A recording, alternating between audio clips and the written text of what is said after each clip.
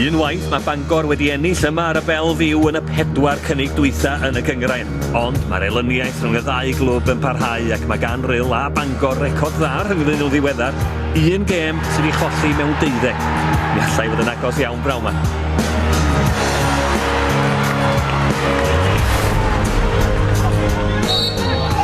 Bangor sydd ar gic gynta.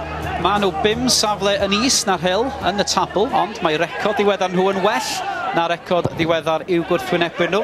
Y tîm o'r ffordd ffarau wedi sicrhau 10 o'r 15 pwynt posib diwetha o'i gymharu ag 8 allan o 15 o ran yr Rhyl.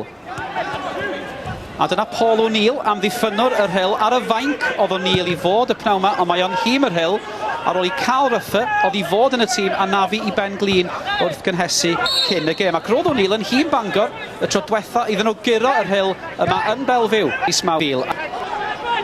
A chyfarwyddwr technegol pêl-droed Cymru, Osian Roberts ydy hwnna, Gwyneb cyfarwydd wrth gwrs i ni yma ar S4C ar yn rhaglenni pêl-droed ni. Osian wedi gytuno i helpu i hyfforddi a chynghori'r Rhyl yn rhan amser. Graves yn cymryd y gic, Gwynt yn creu y ddau o broblemau yn y cwr Cosby. A mi ddoth y cynnig gan O'Neill yn erbyn i gyn glwb. A bu bron i ni gael dechrau dramatig yma. Tafiad gan Limberts i Swanwick. Limberts ar croesiad, mae fymryn yn rhechel i Stott. Mae gan Sargent. Oedd yna groesiad da gan Sargent, mae bel yn rhydd. Ac mae chwaraewyr Bangor yn gofyn am gic o'r smotyn, dyn nhw. O, mae dyfarnwr wedi rhoi gic o'r smotyn. Dewch ni weld pam mae o wedi rhoi gic o'r smotyn. O, yn fanna, oedd na faglu yn fanna, dim amheuaeth am hynny, roedd na drosedd. Dyma chi gyfle eiraid felly i Bangor i fynd ar y blaen, ac mae Mark Limbert yn rhoi Bangor ar y blaen ar ôl llai na 9 munud. Limbert yn sgorio yn erbyn i gyn glwb, a dyna chi hwb i'r ymwelwyr ar ôl i'r hediad da diweddar. Kendall. O, dipyn bach o flerwch y fanna. Arbediad gan Paul Smith. Ond amddiffyn Bangor yn esgeulus a bron a chael i Cosby. A dyna Dylan Jones a chyn ymwysodwr Cymru Malcolm Allen. Mi fydd Malcolm yn sgwrsio gyda Dylan yn nes ymlaen ar yr rhaglen. Ar ôl wythnos dda iawn i Gymru, y prif dîm, ac wrth gwrs y tîm dan un ar hugain hefyd.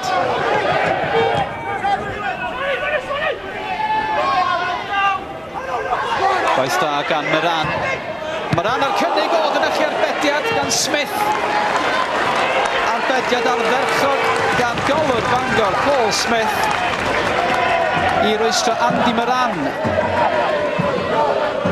Roedd y bel ma'n symud yn y gwynt, a mi nath Smith yn gampus i'w rhwystro hi rhag mynd i'r hwyd.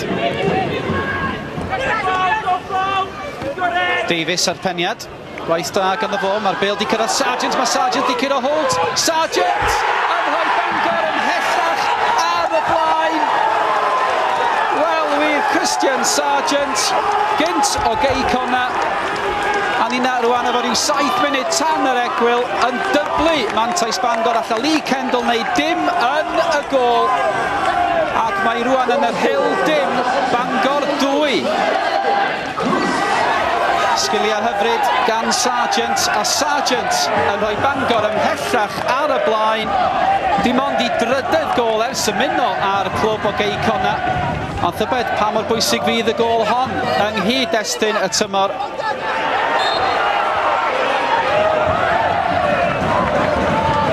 Wel, mae'n mynd o ddrwg i waith i'r Rhyl felly. Ag ei cryd gan Wilson a'r cynnig yn dod gan Connolly yn erbyn i gyn glwb. A mae gwir angen gol ar yr Rhyl nhw'n. Ychydig cyn hanner amser.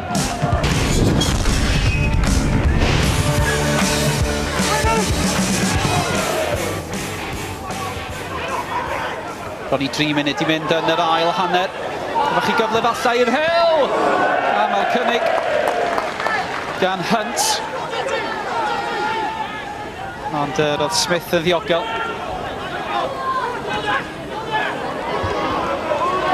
At Holt. Wel, y gwynt yn effeithio ar y bêl y fanna. Y bêl yn wynlaen stopio yn y cwrt Cosby. A mae yna berig o hyd fan hyn i amddiffyn Bangor. Mae gan White. White yn chwilio am gymorth. Graves yn cynnig i hi. Mae'n groesiad da ar olwg gan Graves. Ac roedd angen i'r bêl gael ei chlirio, ond dim ond dros tro. Jones ar croesiad wedyn. A dyma chi gyfle. Wedi cael ei chlirio ni ar y llinell. A wedyn y cyfle'n cael ei wastraffu gan Michael White. A dihangfa fanna i Paul Smith. Dim amheuaeth am hynny.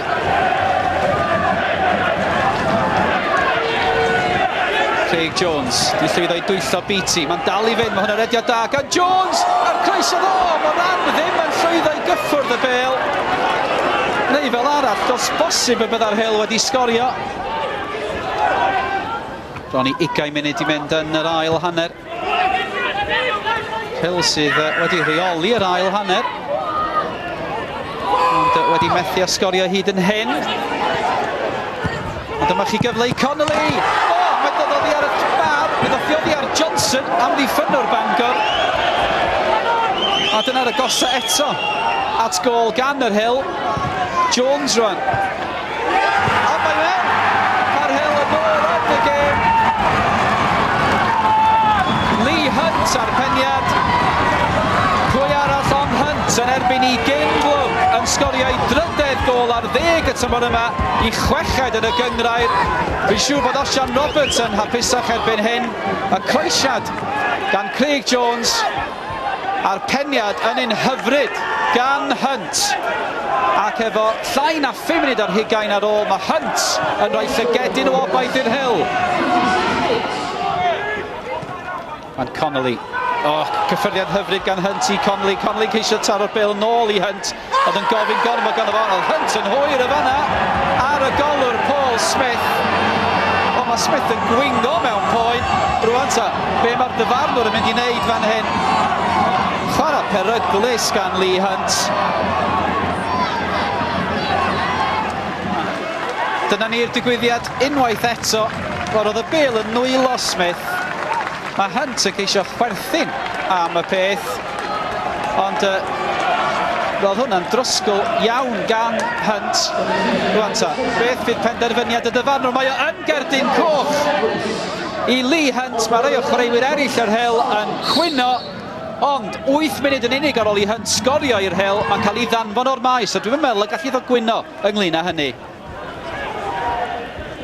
Nath o beth fydd ymateb Osian Roberts i'r ffaith bod Lee Hunt wedi cael ei ddanfon o'r maes. Yn gweld Paul Rowlands y fanna hefyd, sydd yn gofalu am dîm y Rhyl y pnawn yma, oherwydd bod y reolwr John Hull straw yn America.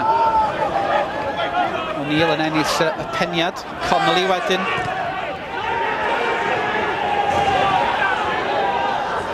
Mae'r bêl di cyrraedd Jones, Jones ar croesiad, dyma chi gyfle!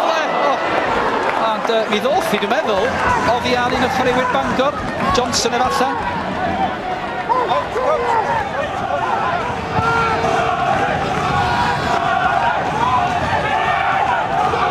Falle bod y cyfle ola wedi mynd, yna ni, y chwiban ola. A dyna'r tro cynta i Bangor gyro'r Rhyl mewn un gêm ar 10 ym mhob cystadleuaeth ers gêm gyngrair yma ym mis Mawrth 2005. Fydd Osian Roberts ddim yn hapus, mae Neville Powell sydd yn y llun rwan dipyn hapusach i fyd. 10 oedd gan yr Rhyl erbyn diwedd y gêm. Maen nhw wedi methu ag ennill gartre yn y cyngrair am y trydydd tro yn olynol. Felly'r sgôr terfynol yma yn Belfew, 10 yr Rhyl, 1 Bangor 2. It was important we started early, the high tempo pace of the game, and we did. We looked pretty lively first 10 minutes. We got a penalty, and Mark slotted that away, and then Chris Sargent scored a great goal, probably the best move of the match. We knew Rhyl had come out of second half. We expected that. They got their goal back, and I think the turning point in the game was when Liam got sent off. They lost their way a bit after that, and as you say, we managed to hold on and secure a great win for the club. It's a big blow. We've got to roll our sleeves up now and look back. As I say, Ocean coming in will hopefully give us a different input.